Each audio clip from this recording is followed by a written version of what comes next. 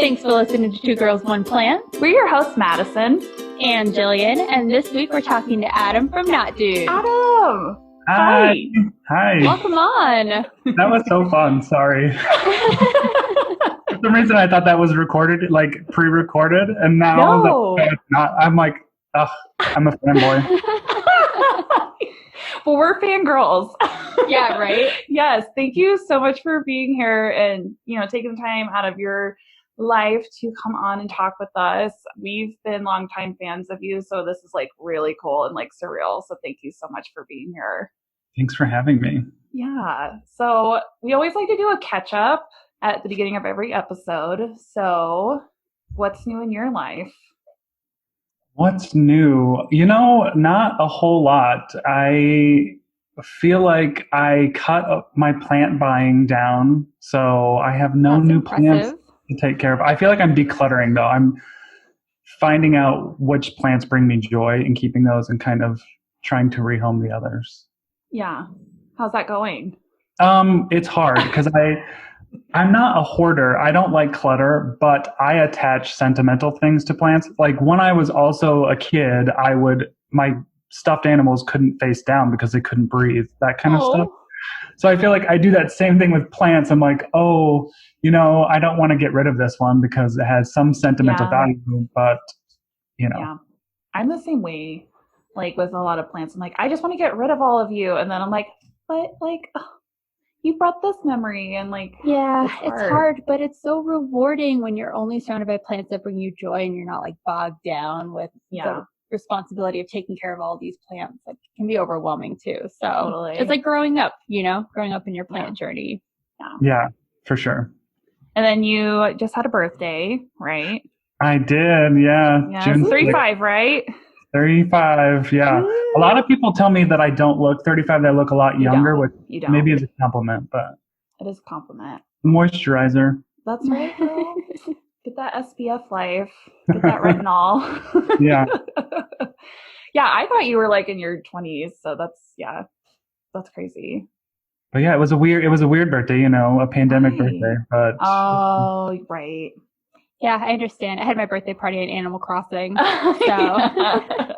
I didn't even log in on that day. Oh no, they throw you a party. Oh, your villagers just time travel. Do you time travel? No, I never have done that either. Just time travel back to your birthday. I am a rule follower, and it's don't. It's not a rule, though. Same. It's not a rule, though. Yeah. Oh my gosh. Okay, wait. So you're a Gemini then? Yeah. Gosh, wait. So what month are we in? We're in June. So wait, you're a June Gemini. Yeah. Oh. I was trying to gain all of the knowledge from the Green Witch and the episodes because I dabble in astrology, but I don't know much about it. I was I'm a Gemini and this is my rising, yada, yada, yada. But I couldn't tell you what that means.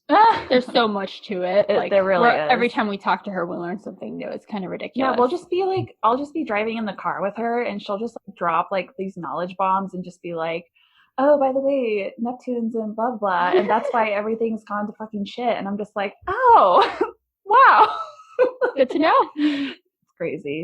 Anyway, we could have another astrology episode today just talking about it. But we're here to talk about you. Yes. So, who is Adam? Why don't you tell us a little bit about growing up and how you got into plants? Awesome. Okay. Well, I was born in Alaska because my dad was in the military. He was in the Air Force, but I only lived there for a few years. So my formative years were in Nebraska, the Midwest, small town, 1,000 people. That was where I grew up. Very close-minded. And yeah, I mean, nature and plants weren't a big deal in my growing up era. But I always felt a calmness in nature. When I would see the mountains, which I guess is, a little bit of my tattoo. I have mountains on my arm. They're so humbling. You see mountains and you're just like, I am a pea on this earth kind of thing. So yeah, I feel that being in Colorado. Oh yeah, for sure. The Rockies. So Yeah, I was like, we didn't have plants when I was growing up in the house, but nature was always something that I felt like serene and calm in, and nature was just allowed to be. It was itself. Yeah, it gives you quite a perspective. Yeah, and I always say this too is like nature finds a way. You see like an old abandoned building that's just overgrown and like taking back their space. So it's always just something so beautiful to me. Totally. So you lived in Nebraska and now you live in Arizona. So from after I graduated college from UNL, I moved to Illinois. Oh, okay. That was in 2008. And I lived in Illinois from 2008 until 2019. Oh, not too long ago. Oh, wow. So, but that's where my plant obsession started towards the end of my stay in Illinois. Plant hobby, maybe not obsession. Yeah.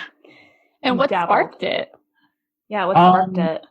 Well, I mean, that's kind of where my like name comes from, KnotDude, is because there's probably a lot of things that sparked it, but I'm a serial hobbyist. Like for a moment in time, I was making chainmail jewelry.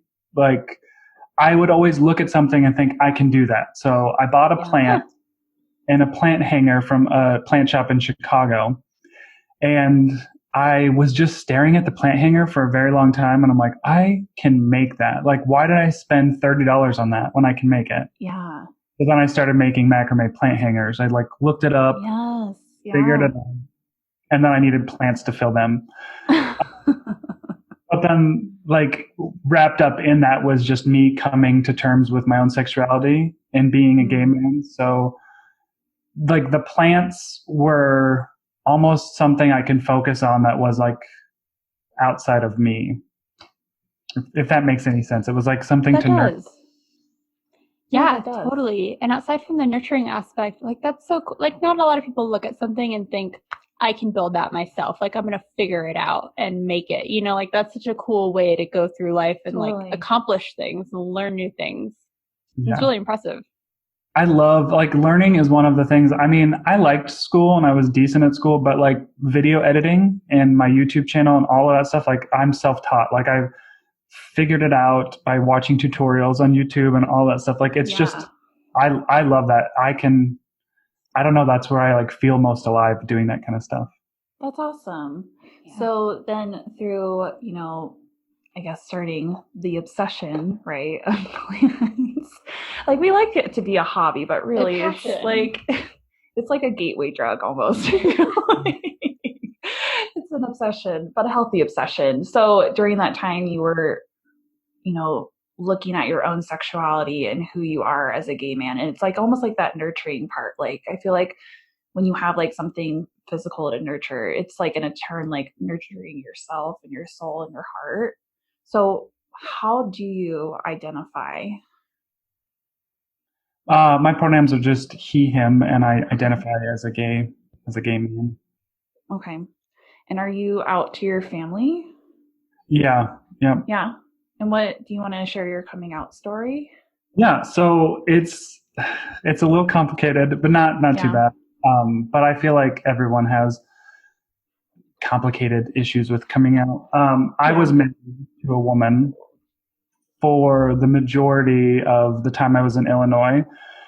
And it had reached a point where it was like, okay, like, I don't know if I'm going to be on this earth anymore, like, cause I couldn't take it. Like, it was just really difficult. And there was a lot of like suicidal ideation in my head of like, it would just be easier for me not to be here than to put this person that I love through this and my family through this.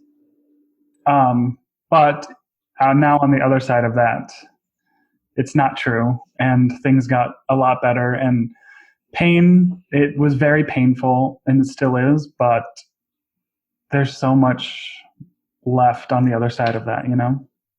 Yeah. Yeah, of course. That's really crazy. I didn't know that. I don't know if you mention that very often, but I never talked about it, but I think mostly because there's still shame wrapped up in that. Growing up in a small town in Nebraska, like there was no diversity on races and, you know, sexuality. at all. Yeah, very heteronormative, standard kind of family structure. And I was different from a young age. Different. I don't even like to say that, but I was my own unique self when I was younger, and I was a target for bullying, and I was constantly bullied and called derogatory names. And I think in my head that just like said, "This is not okay." So I need to be normal. And then I was started to get involved in a church, and just it was a lot of factors that led me down a path that I don't know, was not my path to be on. No, not at all. And it can be comfortable and even if it's hard, easier to kind of pretend and try to stay closer to your family and the community that you grew up with. It takes a lot of bravery to say that that's not right for you, you know? So thank you for sharing that with us. It's a really powerful story. Do you still have a relationship with the church on the other side?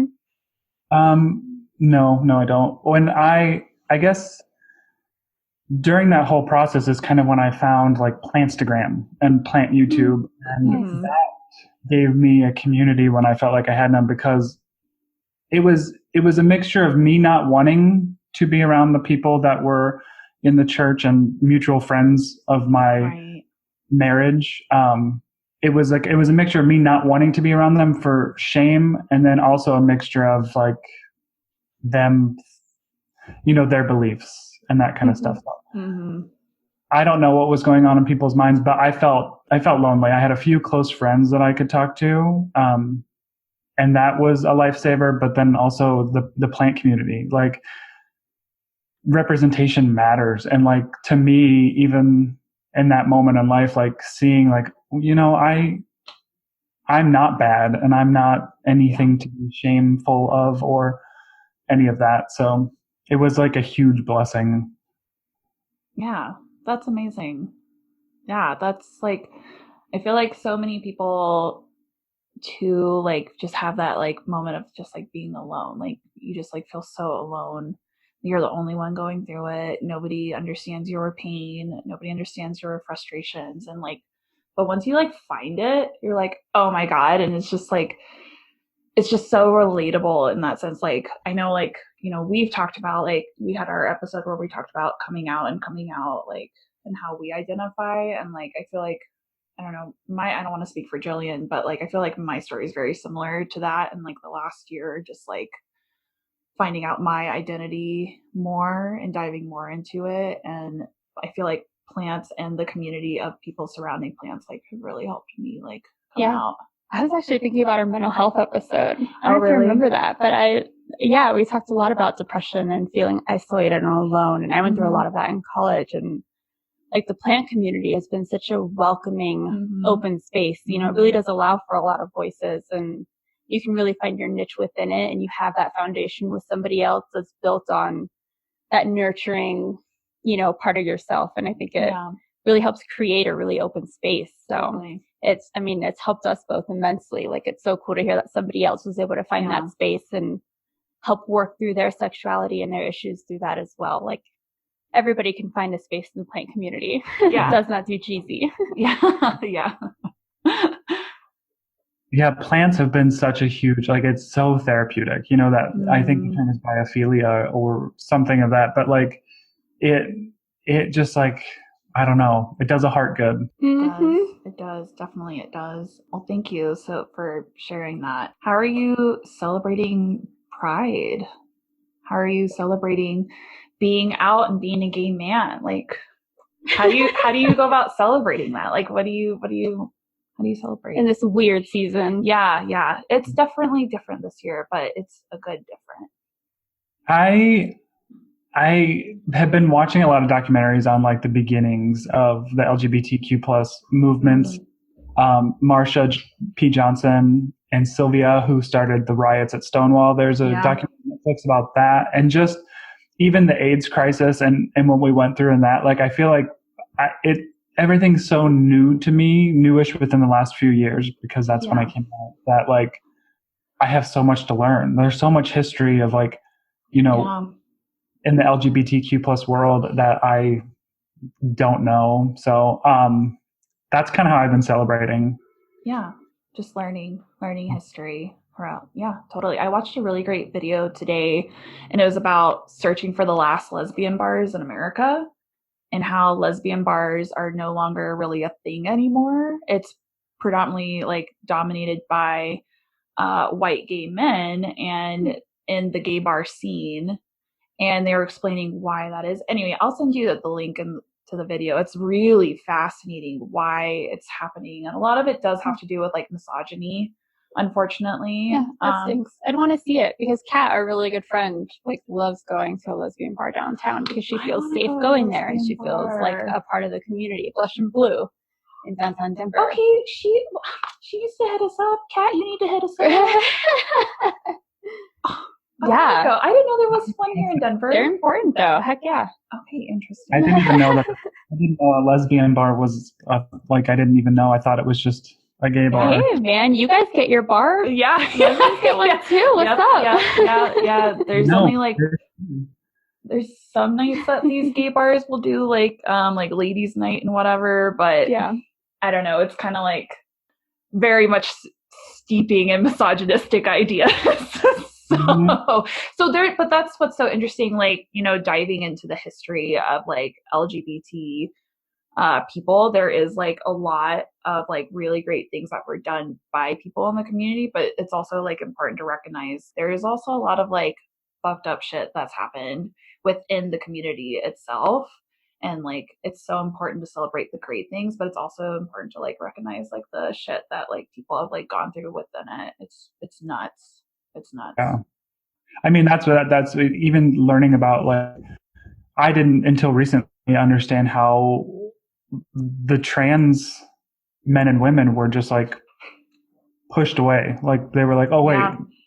LGBT, you know, like LGBT, they've just forgot the T. It was just like, whatever. Mm-hmm. And it's just disheartening. It is. Yeah, there's still a lot of work to be done in that community. Yeah. And actually, I know we do want to get back to that, and I really do kind of want to dive into that history a little bit more. But first, I still want to focus on you a little bit because we have you here. Yes. And so while we do, I know you said, you know, you found the planty community. You called yourself KnotDude. So why don't you tell us a little bit about kind of that community you've been able to create? Because you've got quite the community around you now, both on Instagram and YouTube. You're the guy with the colorful walls. Yes. All the color lighting. Yes. Just that rainbow. Yeah. Mm-hmm. I don't know. I just kind of found this group and I was just interacting with other accounts and interacting with people. And it was just like doing what I was loving, which is learning about plants and showing plants, and it just kind of like built a community. And I've, through YouTube, have made two of my closest friends are other YouTube creators in the plant community, and they've just been a blessing to have in my life. Like people who understand your hobbies and your passions, and they don't think of you as like a crazy plant person, but then also understand the business aspect or the creator aspect of YouTube. So, but as far as like how I developed that, I guess I don't know. I just was, you know, interacting with people. Yeah. Yeah. That's great. I mean, that means you're personable. People like hearing from you, you know? Totally. Yeah. And I felt like I could finally be myself and not worry about, you know, like looking back at my YouTube channels for the first few videos, I was still in that, like, I don't know if I want to say code switch, but like trying to present as like straight male.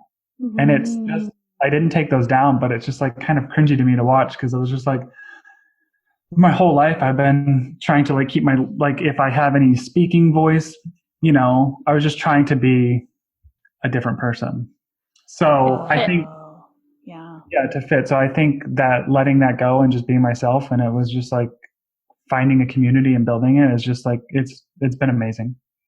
That's pretty cool. And it shows. Are your two closest YouTube friends, and I'm not going to remember their names fast enough, but Becca Little Plants and My Clean Leaves. Yeah. Becca and Nicole. Yeah. That's awesome. It shows. I saw the video you guys did, and you could tell that you enjoyed doing it, you know? Yeah. It was funny because like I'm a 4 on the Enneagram, and I don't know if that really has much to do with like how I feel, but I constantly feel like I'm not cool enough. So like when Nicole approached us about doing this collab, I was like, they're going to hate me. Everyone's going to hate me. Like, And from the moment we got together, it was like a pure joy. And like we all just connected on a different level. And I was like, this is so wonderful. That's awesome. That's awesome. That's why you have that community. It shows, like, I could tell watching it, you know, it was authentic. Like, I was hanging out with my friends on the couch. Yeah. That's awesome. Puppies are barking out the window. Oh, no. Puppies. We're still very much recording at home still. Yeah. Real life. They're on neighborhood watch. Yes, they are. Well, I would love to get into like planty type questions, if that's Sure. Cool. Okay. What is your favorite plant? In my collection? Yeah. Or flavor of the week. I feel like I am a broken record with this, but I have a Hoya obovata variegata splash that's sitting behind me right now, and I absolutely love that plant. So that's Why do you love it? Why is that one your favorite? I think it's just so strikingly beautiful, and I ordered like a box of Hoya from a Russian seller, and so it came, and it was only 2 leaves, and it's grown so big that I'm just like, I don't know, maybe that's why it's my favorite, because it's just like the one that's shouting, hey, look at me, but the foliage flash on it is just gorgeous, and I don't know, I love it. And so Hoya is like your favorite genus, right? Safe to say. Yeah, it kind of turned into my favorite, yeah, for sure. Is that like your largest like genus collection? Like you have the most plants of that one? Oh, most definitely. I mean, the whole they're just everywhere. But they're also like, they're easy to take care of here in Arizona. Like I have been on the struggle bus with my philodendrons and humidity loving plants because like in the winter here it's fine, but like right now it's under 10%. Oof. Yeah, really drops down. We can feel that here in Denver a little bit. I took over my guest room with the humidifier. Just leave the door closed. Yeah, so that's smart though. So then what's your wish list plant right now? Like what's something you're like, oh my God, I will pay any amount of money for this? Oh boy, that's a tough one. For some reason, a philodendron ring of fire is stuck in my head because I had one of those about a year ago and it met its demise, and I feel like I can't let it conquer me. So like I need it. Yeah. Girl, I'll send you a cutting. Mine's so big right now. Like I'll send you a cutting. They flooded Denver a few months ago. Yeah. Green Lady Gardens had them, really. And she like had a bunch of them. Had so many of them. So like everybody, I feel like everybody got one, and the price really dropped too for resellers. Yeah. Oh my gosh. Like I think I paid like 25 or 30 for mine. Mm-hmm. Yeah. Oh, that's awesome. Isn't it crazy how availability changes where you are? Yeah. Yeah. And I mean, I'm blissfully ignorant because I had kind of stopped like searching for all these plants because there was a moment where I was just like, I need to be happy with what I have. And I feel like I was on a track of like, what's the next new thing? And then I just kind of felt like icky. I don't know. It was consuming my life and I didn't want to be like that. Yeah. So, I mean, there's probably plants out there that I would love to have on my wish list, but I just like kind of redirected my thought to not do that. Mm-hmm. Yeah, totally agree. Because like you're like, oh my God, I have so many of these. Like it's kind of like back to what you said, where it's like you have to have the ones that like spark the most joy. Mm-hmm. That's gonna like earn your time to like want to take care of, because you still have to take care of yourself. And there's a point where you're like, you have too many. You're like, I haven't showered in 5 days. It's overwhelming. You just let a plant die. You can see it dying every day, and you're just like, just gonna keep going. I'll eat you off my patio later. Yeah, that's where it goes, to the patio. Yes. Yep, pretty much. I'm curious, like you have such a how many plants do you have? Was the last count? I don't know for sure. I think the last count was like 115. But then like do you count propagations in that?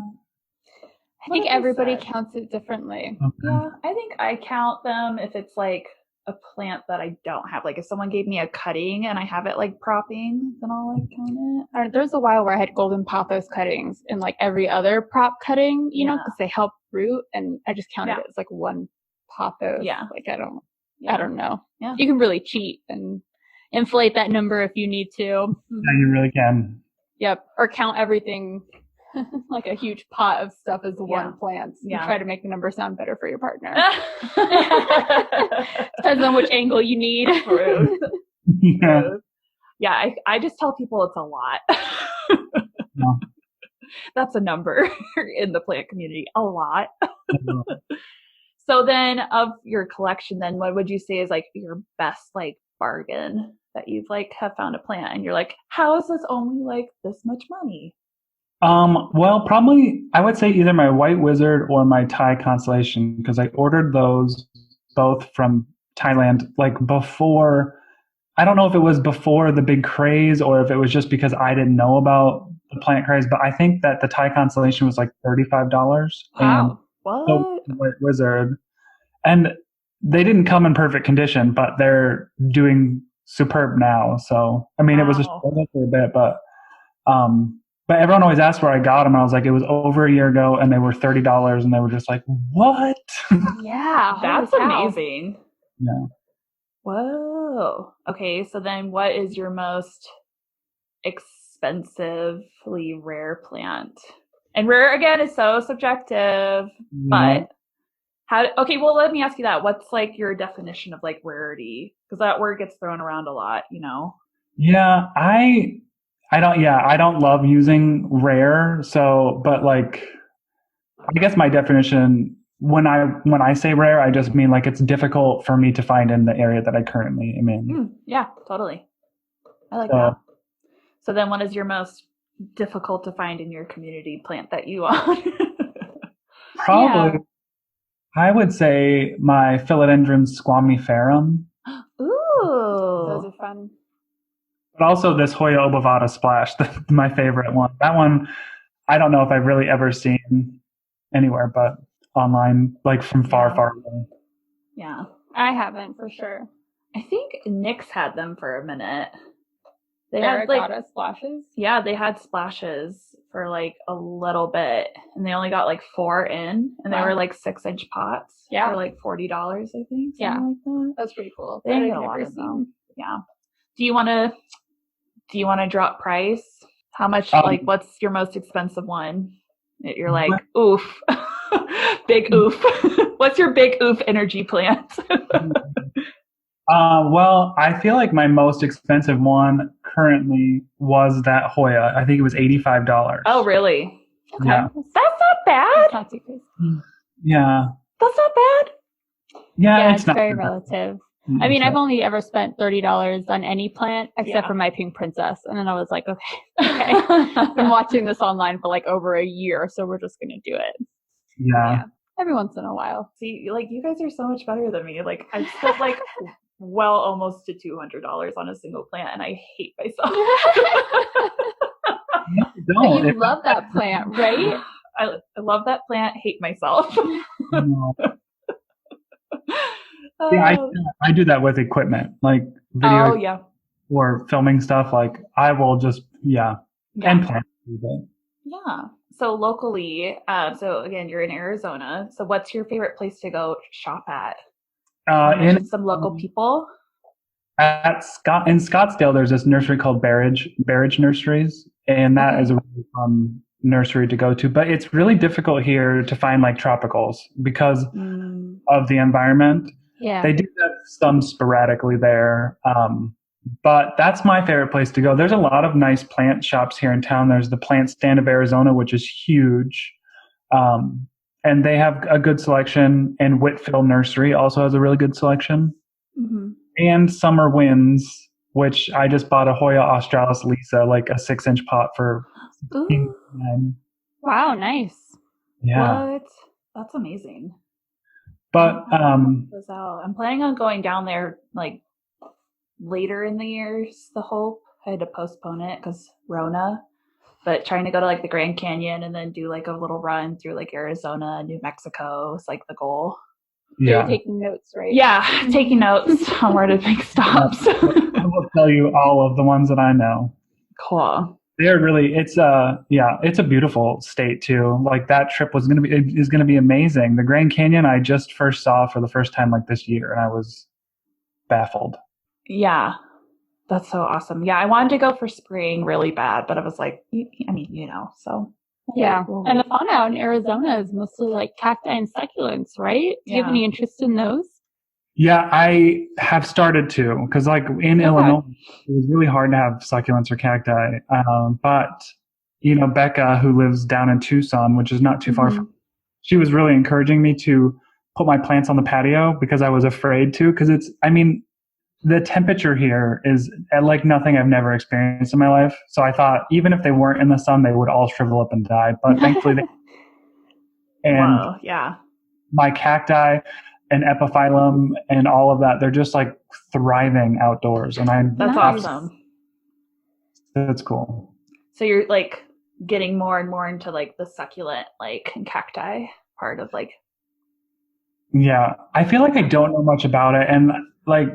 And I want to learn more about arid landscaping and that kind of stuff that I haven't delved into. And I filled out an application to volunteer at the Desert Botanical Garden. So I think that would be really great to learn more about like the native cacti and that kind of stuff. Definitely. That sounds like fun. You're going to need some really good gloves. No joke. I mean, even just like transporting a cactus from the nursery home is just like, it's danger. Mm-hmm. Right. Totally. What are some plant goals you have? Well, I think my biggest plant goal is just to harbor the joyful plants, like harbor those plants that I can care for properly and that just like thrive and not, quality is better than quantity. Totally. Yeah. And there's still quite a few that I want to convert to LECA because I've been doing that for a while. Yeah, let's talk about that. What would you say is like your ratio is of like your plants that you've like converted or have in LECA now? I would say like 75% or 80% are in LECA. What the hell? I mean, that's all amazing. that are going crazy are mostly in LECA. And they are thriving in LECA. I was so surprised by that, but I'm happy. Okay, I like really want to convert the majority of my stuff into LECA, but it feels like it feels super overwhelming because like it's something that's new and like you have to take now all that pottery you bought and like all that soil and like kind of like, I don't know, toss it to the side almost. Mm-hmm. So my question is, obviously, like the pots, are those netting pots, right? That you use for the LECA. Do you then put them in like pottery that is like basically doesn't have any holes, right? Are they ceramics? Or are they like, what kind of pottery is that? Yeah, it's just a mix. Like a lot of my small ones are maybe like whiskey glasses from IKEA that fit. And then some of the ones that if I have pottery that has a drainage hole that I still love and want to use, I'll just put either like a Ziploc bag in it to hold the water, and then you can't see the bag because it's down in there, and then I set the pot inside of that. What? Yeah, that's clever. That is so smart. I learned that from Minimalist Cali on YouTube. She was my LECA Yoda. There you go. Gotta go look into it. I'll have to look at that. Okay. Because it just helps with like the whole pest situation, right? Oh, say that again? Yeah, it does. I mean, I've still got spider mites on a few plants that were in LECA, the evil spider. But for the most part, yes, the fungus gnats it helps with because they can't survive in that inorganic material. And I feel like it's a little less hands-on, if that makes sense. Like I don't know. I was always is a little easier. Yeah, because I was taking like loads of plants to the bathroom or to the kitchen sink to water, and it's just easier with the LECA because they have a reservoir and I can see if they need water or not. So do you, for like your really established plants, do you fill the water then all the way almost to the top, or is it more on the bottom? No, I mean, my rule of thumb is always just 1/3. The bottom third of the pot is just LECA, no roots. And then I only fill up to there. I mean, the roots eventually grow into there, but at that point, they're already kind of used to being water roots, so they're fine. Yeah, I've seen a lot of people actually drill holes on the sides about 1/3 of the way up, so you can just fill it with water until so you don't overfill it or anything like that. I see. I want to get into LECA. I have like maybe like 2 or 3 things in LECA. You have a couple because your tie's in LECA. She is in Lecca. Mhm. She is in Lecca? Yeah, the Thai. That's the one I'm scared to convert, but I want to. She bought it in Lecca, so she can convert it. No, I don't know what the stress would be like on it. Yeah, I don't know either. Interesting. Okay, well, I have my notes for that, but it's given me the confidence to want to do that. Because I'm nervous. That's a lot of like time and money and energy to like want to do that. But I feel like the payoff is good. Yeah, I mean, I would just start small, but it is nice. And it's nice, like you can reuse the leca, so like I feel like it's a lot less stressful. Yeah, no, that makes sense. Yeah, because you can't, with your soil, it's like kind of hard to do. And then what's your setup? So like I see like you have like an IKEA looking shelf behind you right now. That can't be your only shelf, right? No. So what's your setup like? How many plant home shelves do you have? I have 2 of this IKEA one, and then one of the bigger ones, the Vitsu. Yeah, that's what I have. And then I have another big one kind of near the south window and another one in my bedroom. Yeah. It's just, there's a lot. I've never been more obsessed with shelving since I got into plants. I know you guys are like IKEA stands. Like, I don't know the names of the units either. Not that good. Oh my gosh. Patrick and we message each other all the time. He's a friend of ours. He's an awesome setup in his display, amazing setup. We'll send you his Instagram account, but he buys stuff from IKEA and he'll just be like, look at this, enter Swedish name right here cabinet that I got from IKEA. And we love talking about IKEA furniture. So highly recommend following him. I'll send you his Instagram. The Habotanist or whatever? Habotanist, yeah. Yeah, I follow him. Oh my gosh, you do? Yeah. Yeah, you're ahead of it. Really, well, not secretly. I really want to get one of those IKEA shelves that like you can turn into a greenhouse, like the glass ones. Yeah, that's basically what he did with one of his with the lighting bars, and it just keeps the humidity up. I think he has all of his anthuriums in there, but it's really clever the way that he like converted it, basically. Yeah, that's so cool. Awesome. Well, I would love to then kind of shift again. Let's talk about YouTube channel. What? So, you mentioned that it's kind of like you were interested in like video editing, right? And like having that creative outlet. So when did you start your YouTube channel? It was October, November of 2018. And I'm not a consistent poster because I'm a perfectionist. So it's been a minute since I put a video just with Pandy and, everything that's happening right now with Black Lives Matter and all that. Like, I just haven't felt creative and it's not where I want to focus. So, but yeah, YouTube was just like this really amazing place to like focus my creative energy. Although I still kind of hate being on camera. It was still a place where I could create. Like I could do some fun editing or work on like lighting design, which I also really love doing. So yeah, your lighting is probably my favorite lighting out of anybody I watch. And that's just like YouTube across the board because like lighting, I feel like is so important. Like our lighting right here, just with us, like I hate it, but whatever, like doesn't matter to us, but yeah, nobody's going to see this thankfully except you. Yeah. But it really does make a difference in your videos. Like you can really see the production value in the videos that you put out and in the Instagram photos that you take. Everything's well lit. You can see the plants and the details of the plants clearly, which is so cool because plants are so visual. Yeah. What lighting do you use?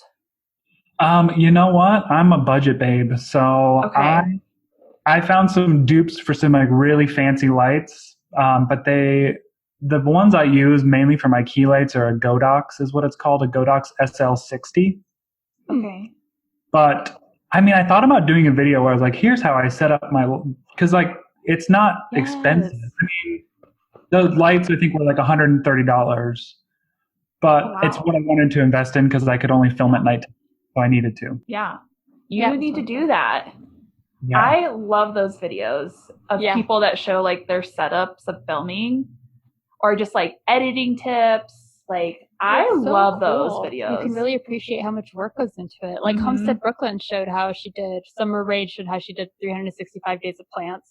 She had the 3 different cameras and her same little outfit. Yeah, same outfit, 20 to 30 videos she'd do like in a row. And it's like, wow, you can really appreciate that series so much more when you understand how much work she put into it. Oh, for sure. What a genuinely beautiful soul that one is. No kidding.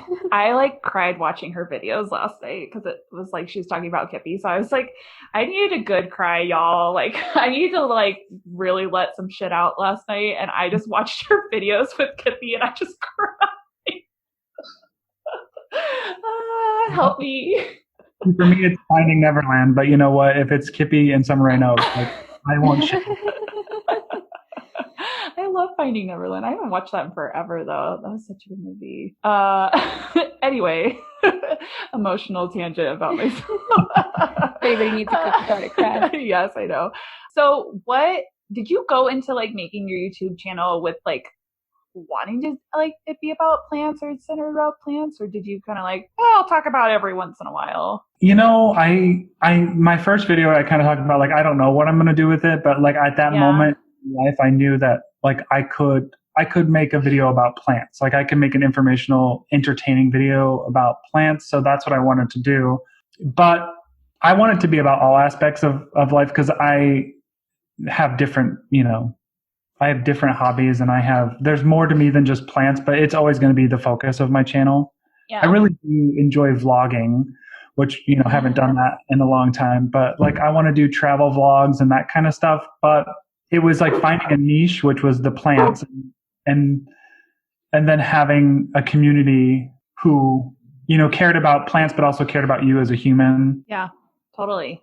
I think, first of all, yes, you need to vlog more. 100%.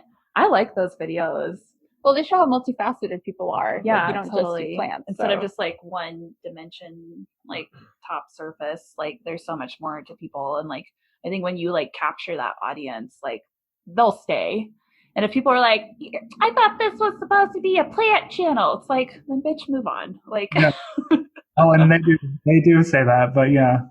I can't stand that. Like people say that about plant YouTubers all the time. And it's like, if you look at like makeup YouTube channels, like they do so many different things on like makeup channels, but like when it's not about makeup, people don't say that.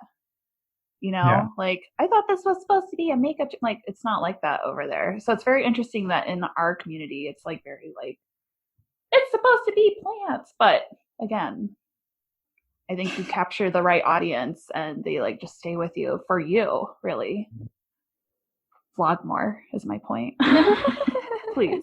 I will be. That'd be awesome. Especially like when like things start opening up more too. Yeah. Do it. What would you say is like your favorite part about being on YouTube and what's the worst part? My favorite part would be definitely the community. Like you see people who comment on every video that you do, you develop friendships. I've met a few people that I only knew from Instagram or YouTube in real life, and it's just been great. So that is definitely my favorite part. And editing. Like I really like editing. What do you use to edit? I use the Adobe suite. So Premiere Pro. Yes. After do you like it? I do because I know it. I guess it's hard to get into it. You feel overwhelmed. And that's what I did when I first started. But now that I know it, I do love it because everything kind of just flows seamlessly between all of the Adobe products. Kind of like the Mac ecosystem, like my phone to my computer, like all of it just like flows. Yeah, that's nice. And then my least favorite part about YouTube would probably be the trolls or the haters, which is, I feel like what anyone would say. But I'm still not at that place where I can just like look at something and laugh it off and not let it affect me. Yeah. But I don't encounter it too often. It's just those times that you do encounter it, it just like it hurts big time. Yeah. You're like, I put so much work into this. How dare you? Yeah. I think a lot of people laugh it off publicly, but most people are affected by it. I mean, it's hard, it feels very personal when you see it happen. I mean, I would be like sad, like if somebody like, yeah. And we always try to expect more of our community. Like totally. Yeah. I don't know. Like yeah. people in the plant community are nurturing, You do get a lot of love, though. Yeah. I was looking through your comments, and you do get a lot of love. It's sweet. And it's just like, it's humbling. And then like people have told me like, you're so brave to put yourself out there. And I've never thought about it like that because I just doing what I like, but it's just like, I don't know. It's really sweet. And I love the community. Yeah. Yeah, absolutely. We need more voices in the plant community. Not enough like men are represented, not enough people of color represented. Like it's important to have that voice and share it, you know? I agree. Totally. Sure. What advice would you give somebody who like wants to like maybe start like a YouTube channel or like even just like a plant focused channel? My advice is always just to do it. Like I feel like the stuff that people worry about whenever they're like, oh, I want to do that. Like they have this idea and that they want to do it. And they stop themselves because of all of the stuff that isn't the thing. Like their voice sounds weird, they think, or, you know, no one will watch. Like that kind of stuff isn't what you should be concerned about. So I would just say do it, because if you're not going to do it, if that idea floats by your head and you don't grasp onto it, that idea is going to float to somebody else who will do it. And why not? Yeah, absolutely. So just do it. Nike. I know. We don't stand Nike though. Right. We're Adidas fans. So then what camera do you use for your YouTube channel? So do you use the same camera you use for your YouTube channel for also your like Instagram posts, or are they separate? No, Instagram is solely my phone. Like it's only. Shut up. Are you serious?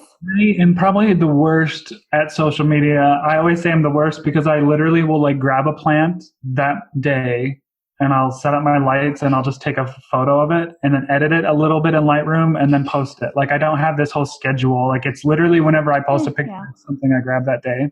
But yeah, I just use my phone because I mean, the iPhone is just. Is that the new one? Yeah, it's the 11. I went from an iPhone 7 to this one. So like my God. Big jump. Yeah, it's been great. That's so crazy. I didn't realize it, because your photos for your Instagram are like chef's kiss. Like, like it does not look like, I mean, and the iPhone's amazing, but it looks like you take it with like a Canon or like a really nice professional grade, like looking camera. So that's crazy. That's really mind blowing for me. Yeah, my nerdiness comes out there because I downloaded an app that lets me have manual control over like the focus peaking and the shutter speed. So, I mean, because these phones are basically a DSLR camera. It's true. Totally. I'm surprised you don't use Adobe Photoshop on your phone. That's what I used to edit my photos. Yeah, I use Lightroom. Express. Lightroom Express, and I like it. I like Lightroom. Nice. I use that for some of my photos. And sometimes I just don't care and I just post. Some days. So then what camera do you use to film your videos? I use a myriad of cameras, but my main camera that I use for my YouTube is a Nikon D800. Okay. So it's a full frame camera. Nice. I love it.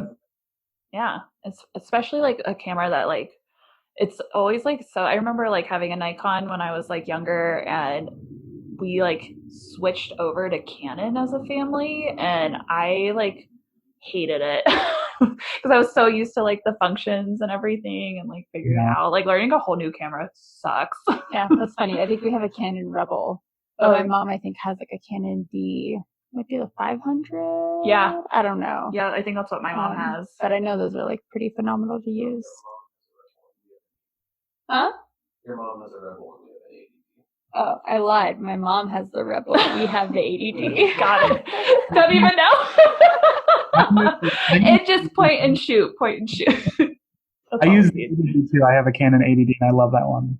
Yeah. That's awesome. Cool. So, I wanted to tell you what my favorite video of yours is, and I want to encourage you to do more of this, and here's why. So, I love the video collab that you did with Kaylee. Yeah. So good. You need to do more makeup videos. Like, oh man, I bought everybody.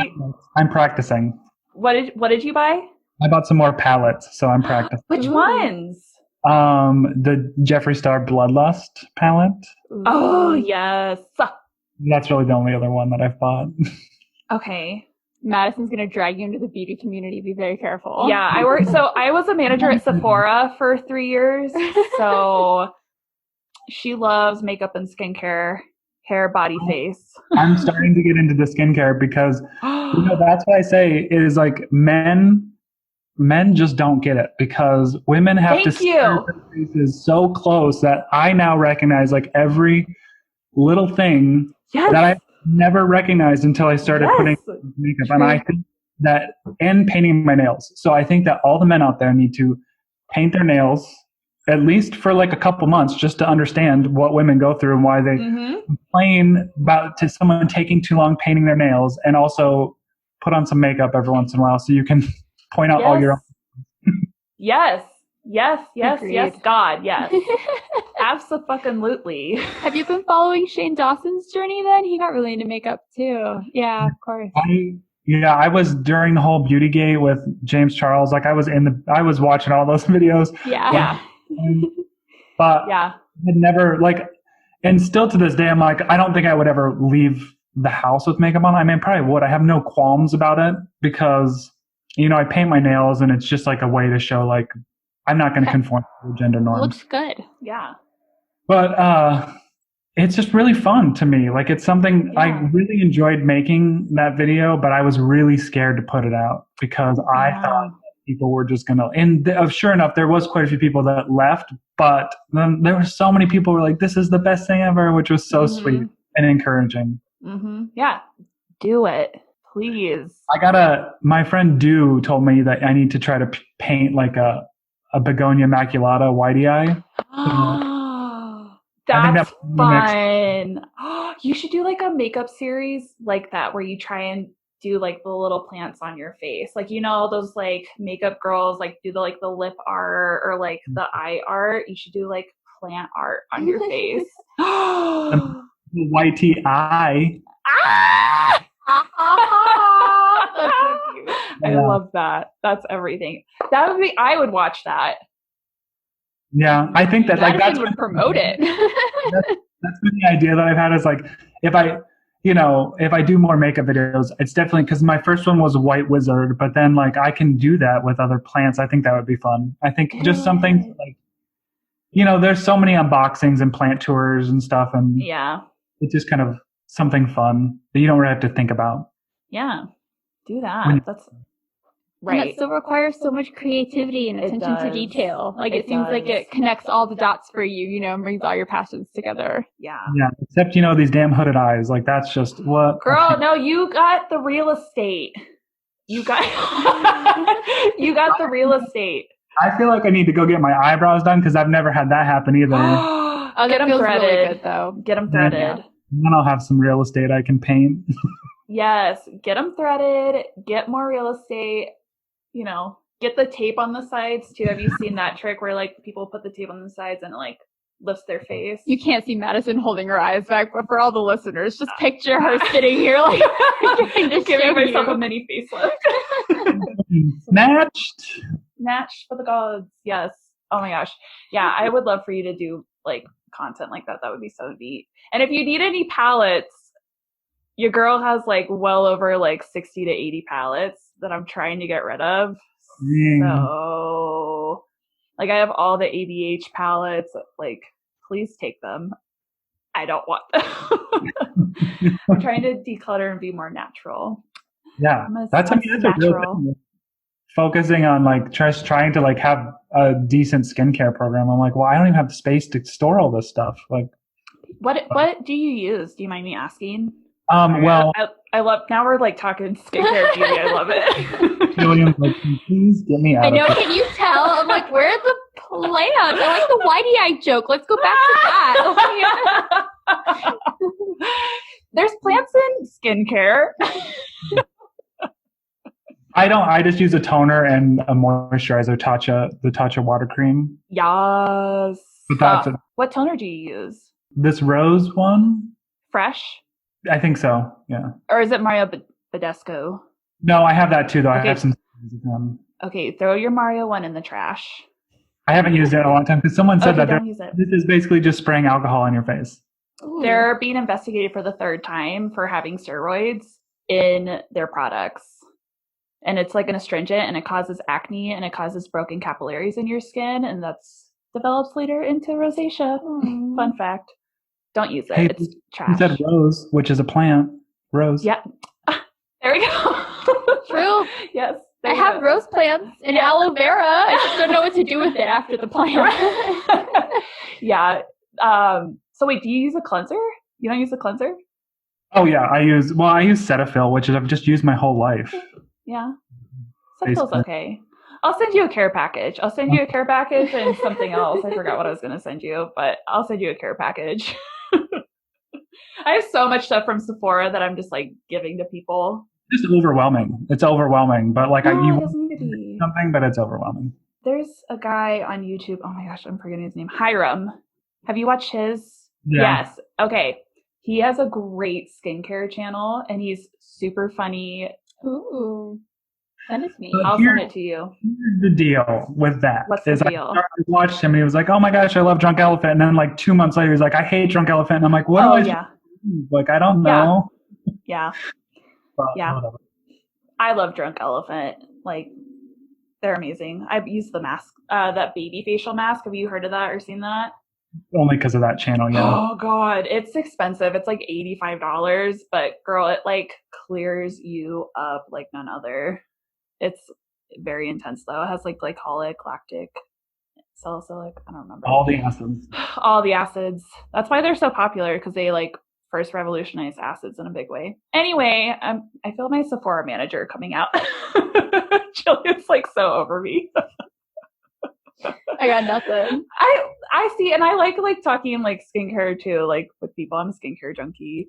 Cool. Well, now that we went down that road, we really want to talk about Jillian and I had this idea about how we can give back to the Black Lives Matter movement, and reached out to you, and like you've been really supportive with this idea. But first, we want to like really take a second and acknowledge like what's happening.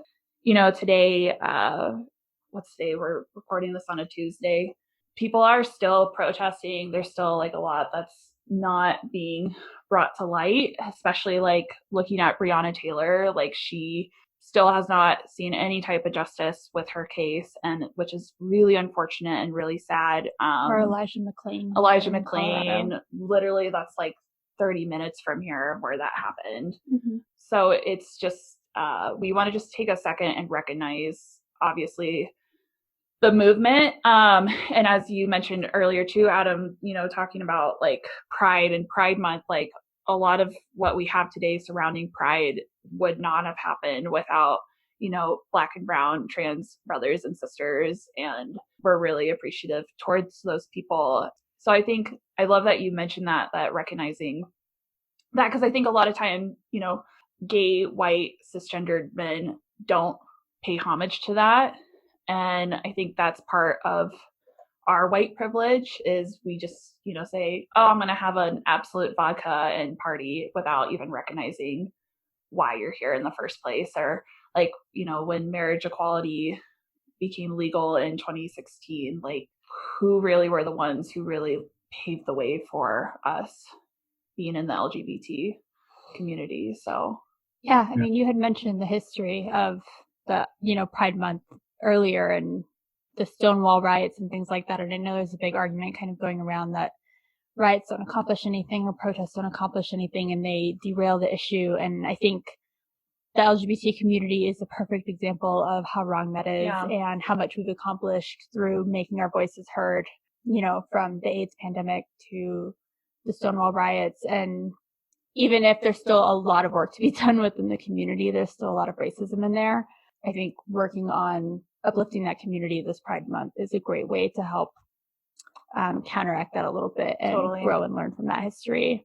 So we would love for you to be a part of that with us. I know Madison has talked to you about it already. Yeah. So, obviously, like right now in our country, like there's we're trying to come together. There's still a lot of division, and we want to stay united. This is still very much a thing happening. The media is trying to make it look like people aren't caring as much, which is such a lie, and is really frustrating to see that, people aren't protesting anymore. Like, look at LA, what was it, yesterday?